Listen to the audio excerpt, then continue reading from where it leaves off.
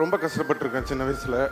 அப்போல்லாம் நினைப்பேன், ஏன் நம்ம இவ்வளோ கஷ்டப்படுத்துகிறாங்க அப்படின்னு சொல்லிட்டு. ஆனால் இன்றைக்கி வந்து ஒரு 40 வருஷம் கழித்து கமல் சரோட நடிக்கிற ஒரு ஆப்பர்ச்சுனிட்டி வருது.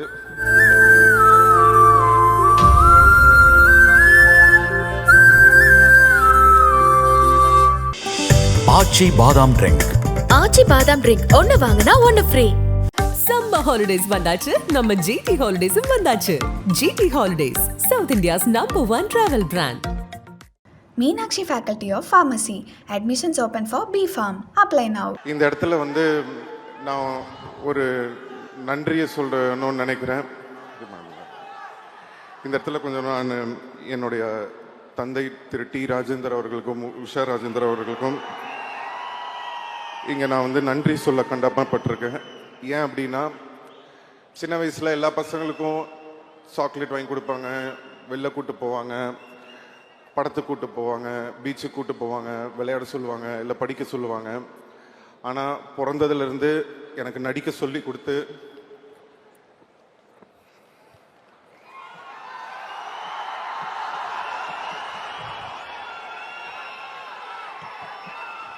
பிறந்ததுலேருந்து எனக்கு நடிக்க சொல்லி கொடுத்து அப்போ வந்து எனக்கு ரொம்ப கஷ்டமாக இருக்கும். என்னடா இவங்க நம்மளை வந்து ரொம்ப கஷ்டப்படுத்துகிறாங்களே. மற்ற பசங்களாம் வந்து ஜாலியாக இருக்கும்போது நம்ம மட்டும் டெய்லி ஒரு பக்கம் ஷூட்டிங்கு, இன்னொரு பக்கம் ஷூட்டிங்கு,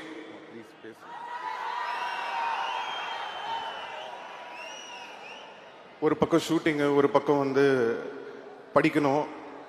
ரொம்ப கஷ்டப்பட்டிருக்கேன் சின்ன வயசில். அப்போல்லாம் நினைப்பேன், ஏன் நம்ம இவ்வளோ கஷ்டப்படுத்துகிறாங்க அப்படின்னு சொல்லிட்டு. ஆனால் இன்றைக்கி வந்து ஒரு 40 வருஷம் கழித்து கமல் சரோட நடிக்கிற ஒரு ஆப்பர்ச்சுனிட்டி வரும்போது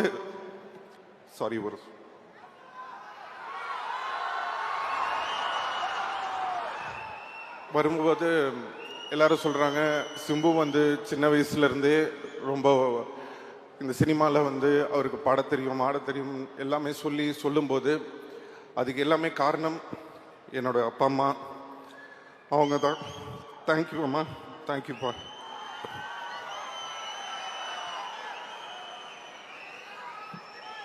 ஸோ இன்னைக்கு வந்து எங்கள் அப்பாவை நான் வர வேணாம்னு சொன்னேன் இந்த audio லான்ச்சுக்கு.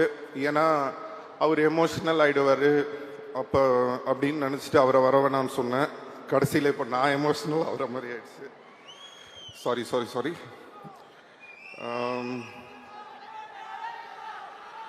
So thank you Kamal sir. இந்த படத்தில் வந்து பார்த்தீங்கன்னா ஒரு டைலாக் இருக்குது, இனிமே இங்கே நான் தான் ரங்கராய சக்திவேல்னு. அந்த டைலாக் வந்ததுக்கு அப்புறமா சோஷியல் மீடியாவில் எல்லா இடத்துலையும் வந்து நான் ஒரு விஷயம் பார்க்குறேன். கமல் சாருக்கு அப்புறம் இவர் தான் அந்த இடத்த பிடிக்க போகிறாரு. ஸோ கமல் சார் வந்து இவருக்கு அந்த இடத்த வந்து இது பண்ணியிருக்காரு அப்படின்லாம் சொல்கிறீங்க. நான் வந்து ஒன்று சொல்லணும்னு ஆசைப்பட்றேன். தேவர் மகன் ஒரு படம் இருக்குது. அந்த தேவர் மகன் படத்தில் வந்து சிவாஜி சாரும் கமல் சாரும் நடிச்சிருப்பாங்க. அப்போது சிவாஜி சார் கூட கமல் சார் நடித்ததுனால it doesn't mean Sivaji sir இடத்துல போய் கமல் சார் உட்காந்துக்கிட்டாருன்னு அர்த்தம் கிடையாது. ஃபஸ்ட்டு அதை நம்ம புரிஞ்சுக்கணும். அதோட அர்த்தம் என்னன்னா, சிவாஜி கணேசன் சார் அவர் ஒரு மிகப்பெரிய லெஜண்ட். அவர் இடத்த யாராலையும் பிடிக்க முடியாது. அவருக்குன்னு ஒரு இடத்த அவர் வந்து கிரியேட் பண்ணி வச்சிட்டார். ஆனால் அதே மாதிரி கஷ்டப்பட்டு உழைச்சி நடித்து நெட்டையா குட்டையா அழகா அசிங்கமாக விதமான கேரக்டர் நம்ம யோசிச்சு கூட பார்க்க முடியாத அளவுக்கு அவ்வளோ உழைப்பை போட்டு கஷ்டப்பட்டு தான் அவர் அந்த இடத்துக்கு வந்தாரே தவிர சும்மா அப்படி வந்து அவருக்கு அப்புறம் நான் அவர் உட்காரல. அதுதான் நம்ம உலக நாயகன் கமல் சார். ஸோ யாரோட இடமும் யாருக்கும் அப்படி ஈஸியாக கிடச்சிடாது, அதுக்காக உழைக்கணும். ஸோ இந்த படத்தில் வந்து கமல் சாருக்கு வந்து என்ன பண்ணியிருக்காரு அப்படின்னு நான் அந்த டைலாக்கை நான் எப்படி பார்க்குறேன் அப்படின்னு சொன்னால், கமல் சார் ஒரு இன்டர்வியூவில் சொல்லியிருந்தாரு, இனிமே வர ஜென்ரேஷனுங்க என் மேலே ஏறி போங்க, என் ஷோல்டரில் நீங்கள் நில்லுங்க, என் ஷோல்டர்லேருந்து நான் உங்களை தூக்கி விடுறேன்னு. சார், நான் உங்களை ஒரு ஏணிப்படியாக தான் சார் பார்க்குறேன். அந்த ஏணியா நீங்கள் இருந்து என்னை ஏறி போங்க அப்படின்ற மாதிரி தான் நான் அதை எடுத்துக்கிறேன். உங்கள் மேலே கால் வச்சு உங்களை மிதிச்சு போல சார், உங்களை மதிச்சு தான் சார் போகிறோம். இப்படி ஒரு பெருந்தன்மை அடுத்த தலைமுறை வரணும் அப்படின்ற அந்த பெருந்தன்மை நிறைய பேருக்கு வராது. we have a lot to learn from you sir. thank you so much sir.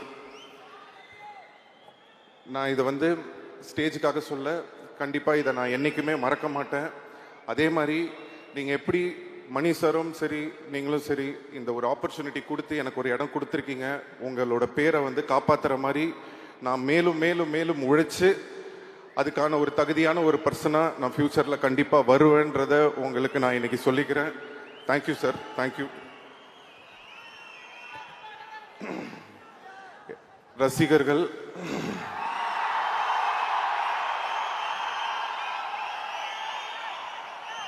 நான் சொல்லியிருந்தேன் உங்களை கண்டிப்பாக பெருமைப்படுத்துகிற மாதிரி இனிமேல் நடந்துப்பேன்னு சொல்லி. அதுக்கான ஒரு ஆரம்பமாக தான் நான் இந்த படத்தை பார்க்குறேன். தக் life will be the beginning. So thank you so much. காலதாமதம் கொஞ்ச நாள் கொஞ்சம் டைம் ஆயிடுச்சு, கவலைப்படாதீங்க. இனிமே காலதாமதம் இல்லாமல் நடக்கணும்னு பார்த்துக்கிறேன். எல்லாரும் கேட்பாங்க உங்களுக்கு எப்படி சார் இவ்வளோ லாயலான ஃபேன்ஸ் இருக்காங்க அப்படின்னு சொல்லி.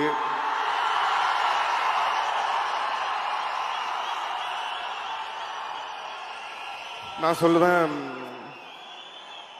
என்னன்னா, ஒரு 10 பேர் இருக்கிற ஒரு இடத்துல யாராவது ஒரு சில 2 பேர் நல்லவங்க இருப்பாங்க. அப்படி ஒரு சில நல்லவங்க இருக்கிறதுனால தான் இந்த உலகம் இன்னைக்கும் இயங்கிக்கிட்டு இருக்கு. அந்த மாதிரி அந்த ஒரு சில நல்லவங்க வந்து என் ரசிகராகவும் இருக்கிற ஒரு ஆப்பர்ச்சுனிட்டி எனக்கு கிடைச்சது.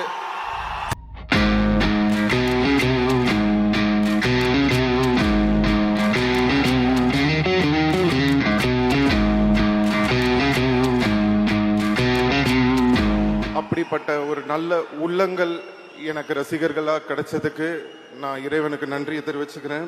எல்லா தருணத்திலையும் ரசிகர்களோட மனசுன்ற சிம்மாசனத்துல உட்கார்ந்துருக்கும் ஒரு மிகப்பெரிய அரசன். எப்பவுமே சொல்லுவாங்க STRனா ஸ்ட்ரிக்ட்லி அன்ஃபில்டர்ட்னு.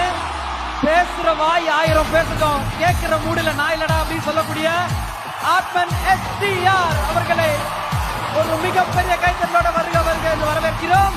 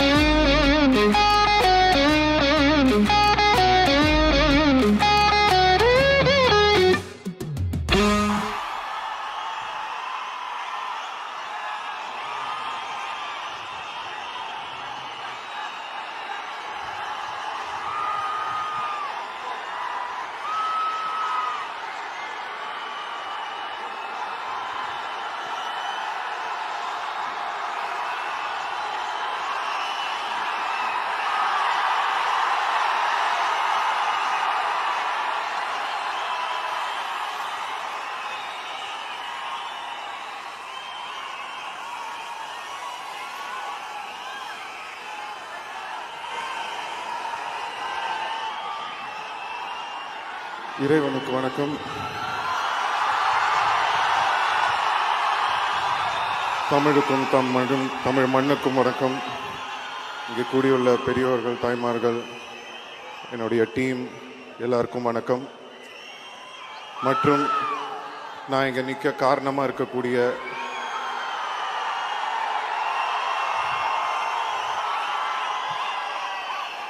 என் ரத்தமான ரசிகர்களுக்கு வணக்கம்.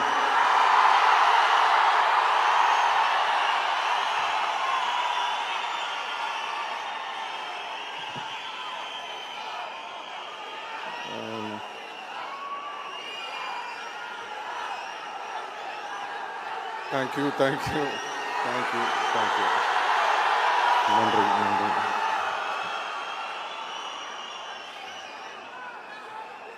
Love you, ma. Love you. Thank you. First, Madras Talkies அவர்களுக்கு என்னுடைய நன்றியை தெரிவிச்சுக்கிறேன். Thank you Siva sir. Means a lot and thank you Suhasini ma'am, ரொம்ப thanks. Nithya ma'am, thank you so much. And Raj Kamal, Mahendran sir, thank you for this film. And Disney, உங்களோட ஹார்ட் ஒர்க்குக்கு hats off, thank you. Red Giant இந்த படத்தை release பண்ணுறாங்க, thanks to Udhayana, thank you. Senbagamoorthy sir, thank you. All our assistant directors, crew members, managers, whole team எல்லாருக்கும் நன்றி, thank you so much. எங்களோட costume designer Rekha, thank you for a fantastic costumes for me. Art director Sharmistha ma'am, editor sir Srikar Prasad sir, and stunt master Anbarivu master, thank you master. நான் நிறைய stunt masters பார்த்துருக்கேன். எல்லாரும் ஒரு விஷயத்தில் வந்து ரொம்ப சூப்பராக பண்ணுவாங்க. சில பேர் வந்து ஃபைட் சூப்பராக இருக்கும், இல்லைனா வந்து அவங்க பேசலாம். தேங்க்யூ.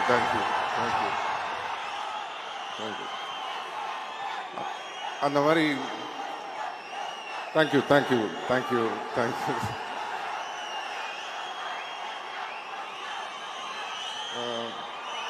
ஸோ எல்லா மாஸ்டர்ஸ்கிட்டையும் ஒரு தனித்தனியாக ஒரு விஷயம் பார்ப்போம். அது எல்லாமே சேர்ந்து ஒரு மாஸ்டர்ஸ் கிட்ட நான் பார்த்தது அன்பறிவு மாஸ்டர் கிட்ட தான். தேங்க்யூ மாஸ்டர், ஃபஸ்ட் டைம் நான் உங்களோட ஒர்க் பண்ணுறேன், ரொம்ப நல்லா இருந்தது எக்ஸ்பீரியன்ஸ். எங்கள் DOP Ravi K sir, thank you so much sir. என்னை மட்டும் அழகாக காட்டல, எல்லாரையுமே அழகாக காட்டியிருக்கீங்க. படம் ரொம்ப இன்டர்நேஷ்னலாக இருக்குன்னு எல்லாரும் சொல்கிறாங்க. அண்ட் உங்களோட மேனிஃபெஸ்டேஷன் நினைக்கிறேன், நான் இந்த படம் நடிக்கணும்னு நீங்கள் சொல்லிகிட்டே இருந்தீங்க. So finally that has happened.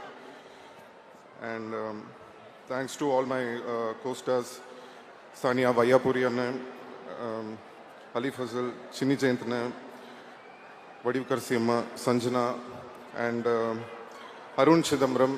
Is a young, ஒரு புது டேலண்ட், என் கூட சேர்ந்து நடிச்சிருக்காரு, ரொம்ப அருமையாக பண்ணீங்க. So I wish him all the very best. Bucks, அவரோட ஃபஸ்ட் டைம் ஒர்க் பண்ணுறேன், ரொம்ப நல்லா இருந்தது, thank you. Joju George, thank you sir. எனக்கு உங்களை ரொம்ப பிடிக்கும். உங்களோட பர்ஃபார்மன்ஸ், உங்களுக்கு இருக்கிற அந்த ஸ்க்ரீன் ப்ரெசன்ஸ் பார்க்கும்போது ரொம்ப பொறாமையாக இருக்கும். உங்களோட ஒர்க் பண்ணது ரொம்ப சந்தோஷம், ரொம்ப நல்லா பண்ணியிருக்கீங்க இந்த படத்தில், thank you sir, all the best. And Aishwarya Lekshmi, அவங்களோட எனக்கு கம்மி தான், அவங்க thank you. Nassar sir, means a lot sir. நம்ம நிறைய படம் பண்ணியிருக்கோம் இதுக்கு முன்னாடி, பட் இந்த படத்தில் ஒர்க் பண்ணது ரொம்ப ஸ்பெஷல். என் கூட வந்து பையன் மாதிரி என்னை பார்த்துக்கிட்டீங்க, ரொம்ப அன்பாக இருந்தீங்க. நீங்களும் கமல் சாரும் நடிக்கிறது, பேசுகிறது, அதெல்லாம் பார்க்கும்போது ரொம்ப சந்தோஷமாக இருந்தது உங்களோட ஒர்க் பண்ண அந்த time, thank you sir. Abhirami ma'am, super. இந்த படத்தில் வந்து கண்டிப்பாக உங்களோட பர்ஃபார்மன்ஸ் எல்லாரும் பேசுவாங்கன்னு நான் நம்புகிறேன். ரொம்ப அருமையாக பண்ணியிருக்கீங்க. Welcome back to Tamil cinema, we missed you. And Ashok Selvan, ஒரு சச் அ கிரேட் டேலண்ட், ஒரு தம்பி மாதிரி. அவர் இன்னும் நிறைய படங்கள் பண்ணணும். அவருக்கு ஒரு அருமையான ஒரு டேலண்ட் இருக்குது. கண்டிப்பாக ஒரு மிகப்பெரிய ஆள், அவர் கண்டிப்பாக ஃப்யூச்சரில் வருவார். இந்த படத்தில் எங்களுக்கு கம்மியான சீன்ஸ் தான் கிடச்சிது, பட் இருந்தாலும் ஒர்க் பண்ணுறதுக்கு ரொம்ப அருமையான ஒரு மனிதர். ஐ wish him all the very best. Trisha,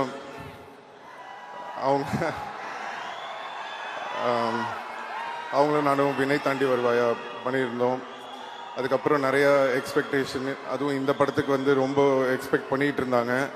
but ட்ரெய்லரை பார்த்து நீங்கள்லாம் கொஞ்சம் ஷாக்காக இருப்பீங்கன்னு நினைக்கிறேன். பட் இன்னும் வந்து நிறைய சர்ப்ரைஸ் இருக்குது அவங்க சொன்ன மாதிரி. ஸோ அதை பற்றி நாங்கள் இப்போ பேச முடியாது. படம் வந்ததுக்கு அப்புறமா நீங்கள் எல்லோரும் பார்ப்பீங்கன்னு நினைக்கிறேன். அண்ட் ரஹ்மான் சார் பற்றி பேசணுன்னா நிறைய பேசிகிட்டே இருக்கலாம். தேங்க்யூம்மா, கொஞ்சம் பேச விடுமா. Love you. வரேன் உங்களுக்கு வரேன். Rahman sir, thank you sir. ஏன்னா சின்ன வயசுலேருந்து உங்களை ரொம்ப தொந்தரவு பண்ணியிருக்கேன், இப்போ வரைக்கும் பண்ணிகிட்ருக்கேன்னு நினைக்கிறேன். ரமன் சாரோட எனக்கு நிறைய ட்ராவல் இருந்திருக்கு. பட் ரொம்ப ஒரு இம்பார்ட்டண்ட்டான ஒரு மொமெண்ட் எதுனா, ஒரு டைமில் இந்த பீப் சாங்னு ஒரு சாங் வந்தப்போ ரொம்ப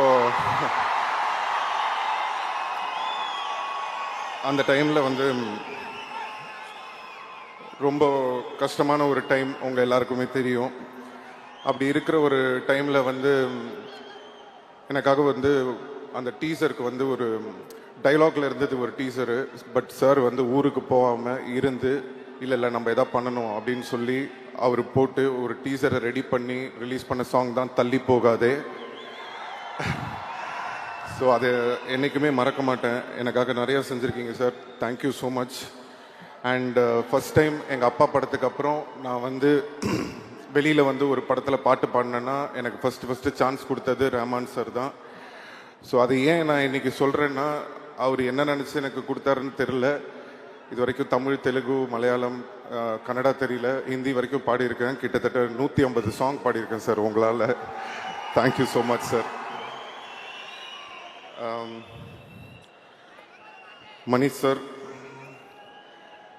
மணிஷ் சாரை பற்றி சொல்லணுன்னா, அவங்க யாருக்கும் தெரியாத ஒரு விஷயம் இருக்குது.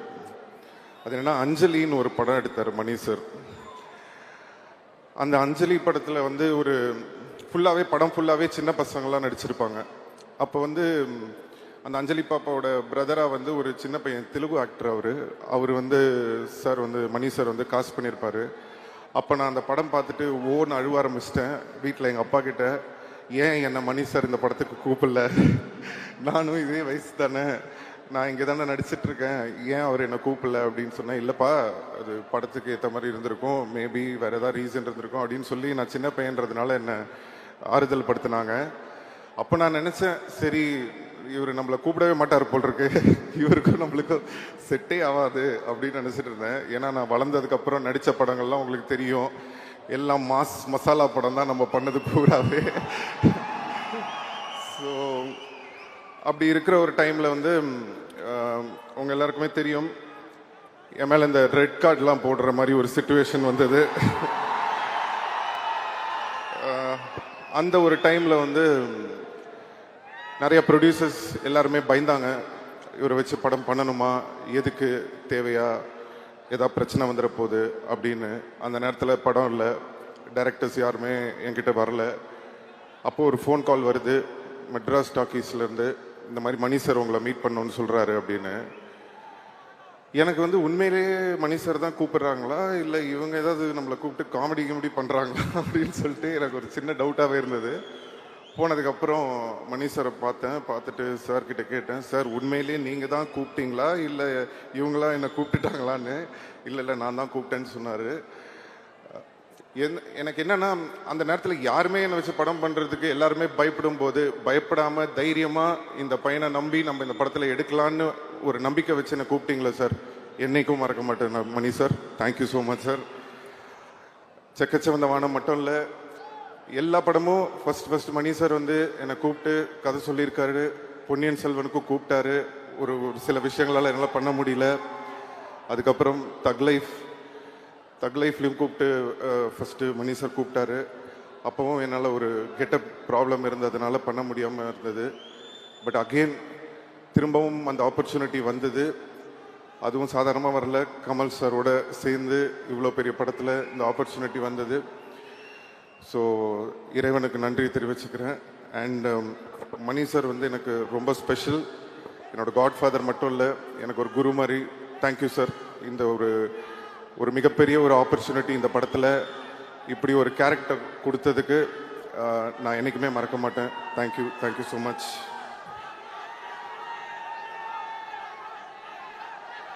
தேங்க்யூம்மா. பேசுறதுங்களா அப்படி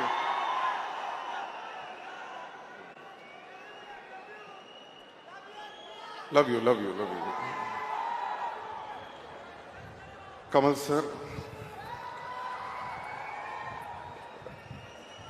சார் பற்றி பேசணுன்னா நிறைய பேசிகிட்டே இருக்கலாம். பட் என்னன்னா, அவர்கிட்ட கற்றுக்கிறதுக்கு நிறையா இருக்கும் அப்படின்னு நம்ம சொல்லும்போது ஒரு குருவாக நம்ம அவரை பார்க்குறோம். பட் கமல் சார் சொல்கிறாரு, no I am still a student அப்படின்றாரு. ஸ்டூடெண்ட்டாக இருந்தாலும் திறமையான ஸ்டூடெண்ட் கிட்ட, ஒரு பயங்கரமான ஸ்டூடெண்ட் கிட்ட கற்றுக்கிறதுல தப்பே இல்லை சார். நீங்கள் ஸ்டூடெண்ட்டாக இருந்தாலும் நாங்கள் உங்ககிட்ட தான் கற்றுப்போம். இந்த படத்தில் வந்து ஒரு சீன் இருக்கு, மணி சார் கோச்சிக்க மாட்டாருன்னா நான் சொல்கிறேன். ஸோ என்னன்னா, நீங்கள் பார்த்துருப்பீங்க, அந்த மழையில் வந்து கொடை பிடிச்சிட்டு அந்த 16 அடி பஞ்சா அந்த ஒரு சீன் ஷூட் பண்ணிட்டு இருக்கோம். அந்த சீன் ஷூட் பண்ணும்போது மணி சார் வந்து என்கிட்ட சொல்கிறாரு, இந்த மாதிரி ஒரு டைலாக் இருக்குது, இது இப்படி பேசிடுங்கன்னு. அது என்னன்னா, நான் வந்து கமல் சார் மாதிரி அவர் வாய்ஸில் அவரை இமிட்டேட் பண்ணி பேசணும்.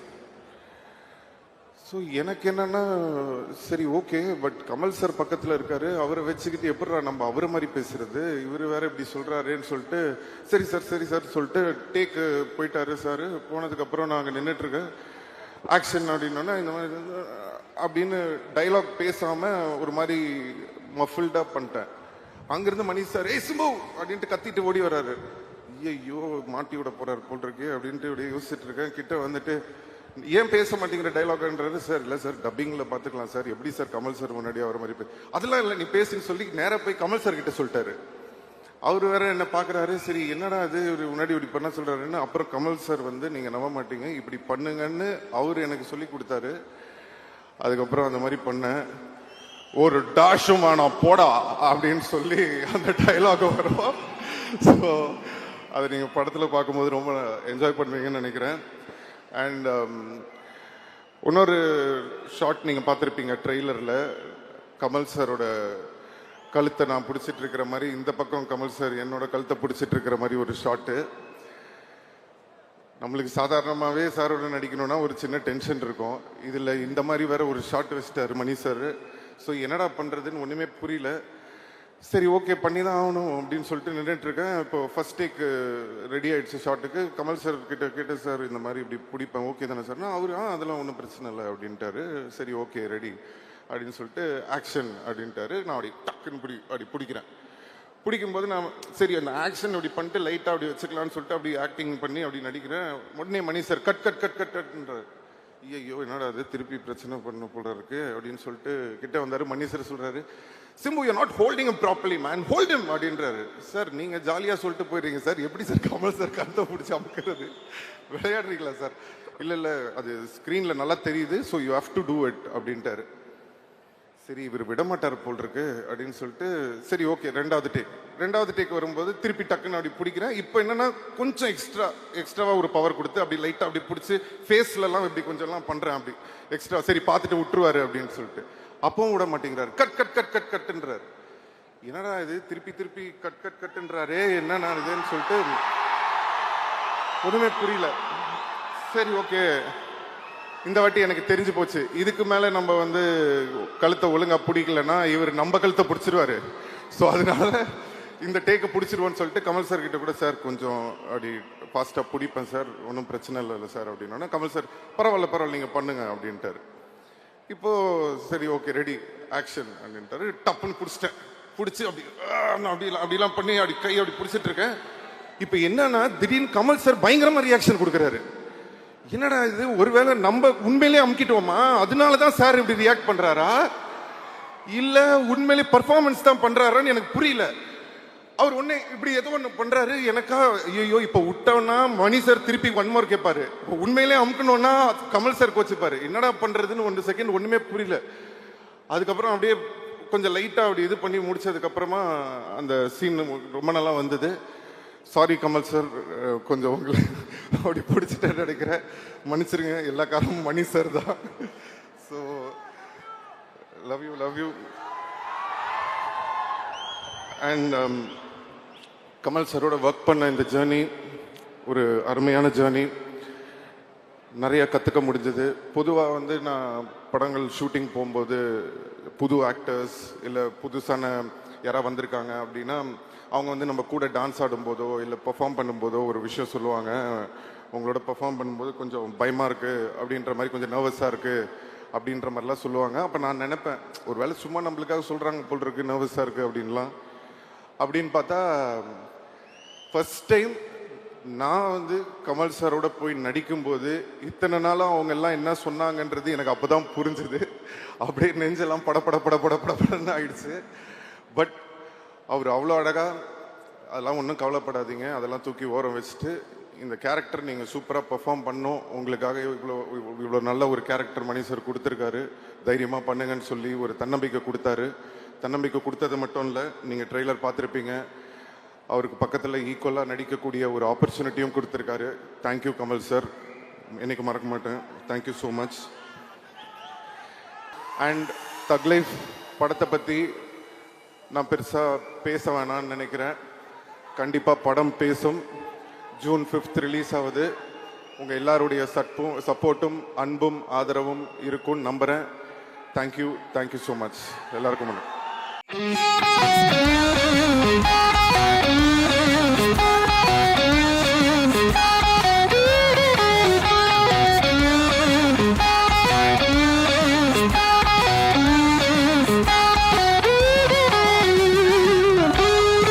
எப்பவுமே சொல்லிட்டு திரையில மட்டும் நடிச்சிட்டு தரையில நடிக்காத ஒரு மனிதர். நீங்க என்ன பண்ணாலும் சரிண்ணா, இந்த சத்தம் இப்படி கேட்டுக்கிட்டே இருக்கும். அது காரணம் உங்களோட ஹானஸ்டி மட்டும்தான். அவ்வளோ சந்தோஷமா இருக்கு. இப்படி ஒரு மாசான ஒரு மேடை எங்களுக்கு ஒரு ஆசனை. நாங்க இவ்வளோ இத்தனாயிரம் பேர் சேர்ந்துருக்கோம். இனிமே இங்க நான் தான்ற டைலாக் நீங்க அங்க இருந்து சொல்லணும்னா அதை நாங்க இங்க இருந்து கேட்கணும். எங்களுக்காக கமல் சார், மணி சார், இனிமே இங்க நான் தான் ரங்கராய சக்தி.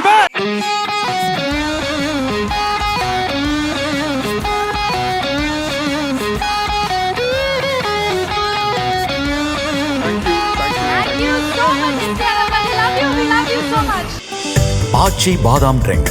ஆச்சி பாதாம் ட்ரிங்க் ஒன்னு வாங்கினா ஒன்னு ஃப்ரீ. சம்மர் ஹாலிடேஸ் வந்தாச்சு, நம்ம ஜிடி ஹாலிடேஸும் வந்தாச்சு. GT holidays, south India's #1 travel brand. Meenakshi Faculty of Pharmacy. Admissions open for B Pharm. Apply now.